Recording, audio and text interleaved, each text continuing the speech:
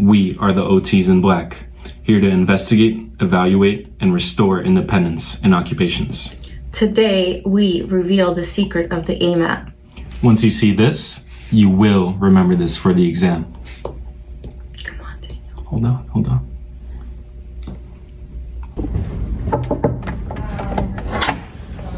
Hi, I'm TV. Welcome to my crib. Hi, I'm Daniel. I'm your occupational therapist. Today I'll be assessing you using the arm motor ability test, also called the AMAT, to understand how you use your arms during daily activities. Okay, let me give you a little tour.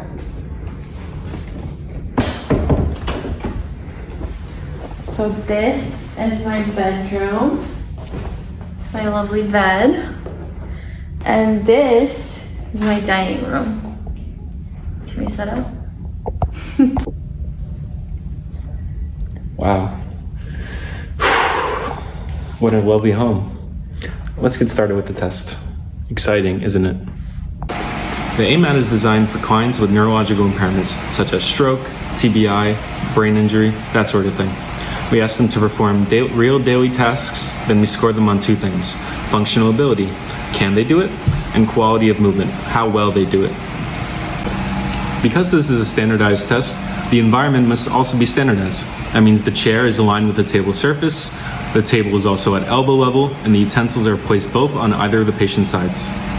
We also use a 0 to 5 scale. 0 means no use, and 5 means just as good as the unaffected side.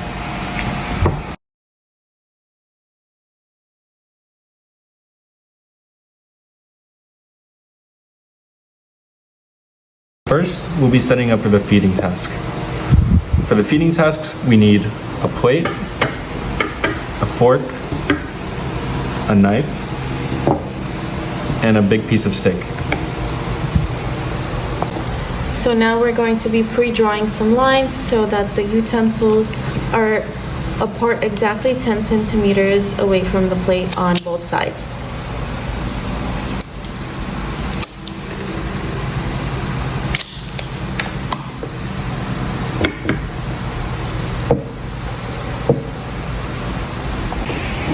For the first feeding task, Nigina will be demonstrating the knife and fork tasks. So the client begins with both forearms resting on the outer lines on either side of the plate. When I say go, pick up the knife and fork, then cut 2 pieces of the meat on the plate along the pre-drawn lines. Bring 1 piece of meat towards your mouth without touching your lips. Go.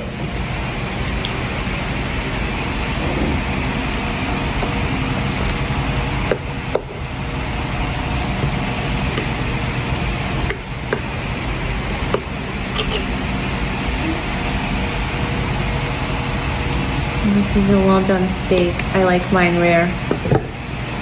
Very good. The second feeding task will be the foam sandwich task. When I say go, grab the foam sandwich and bring it towards your mouth without touching your lips.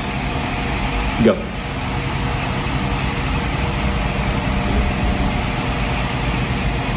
Very tasty sandwich. Good. For the next task, Nigina will be performing the hair combing task. When I say go, pick up the comb in front of you. Imitate combing your hair without actually touching your hair with the comb. Comb once on each side and once in the back for a total of 3 strokes. Any questions, Nigina? Actually, yeah. Anyway, let's begin. Go. Okay.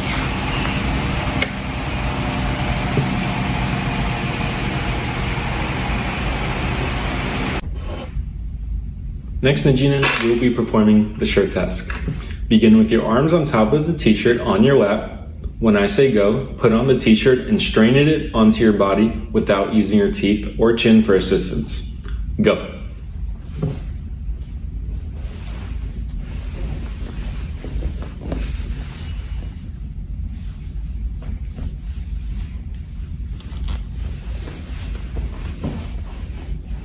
So, just to recap so that you remember everything for your next exam.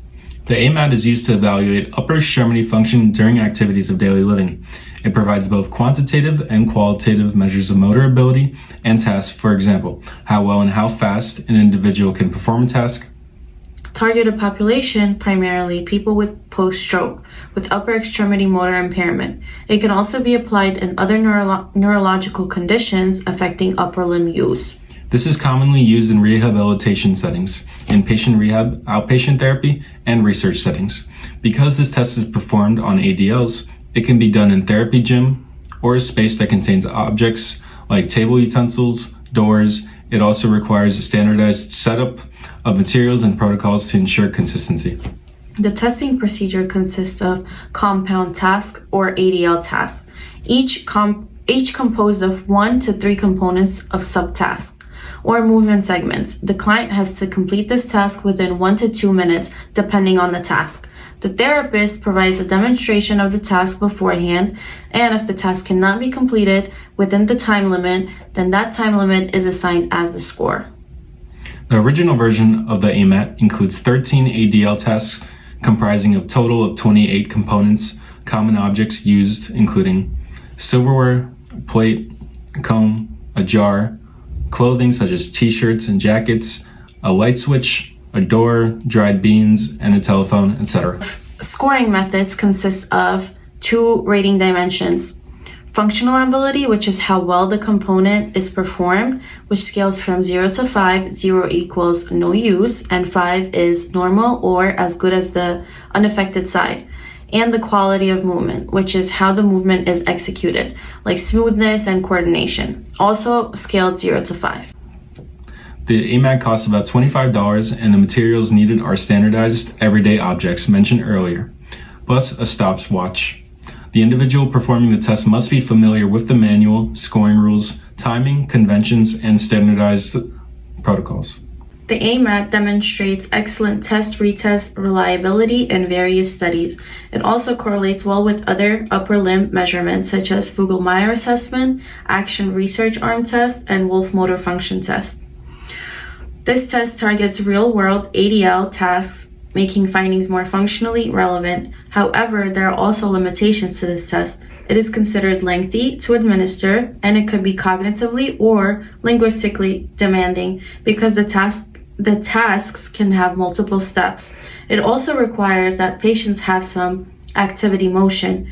It is not suitable for very severe paralysis because of the time and resource demands. There are abbreviated versions to this test.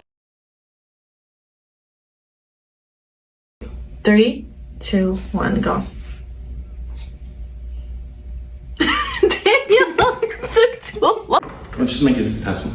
Huh? A test one. A test mode? No, like a test one. Test 1? No, like, I'm just gonna practice saying it. Oh, okay, yeah, go ahead. Okay. Because this is a standardized test, the environment, God damn it.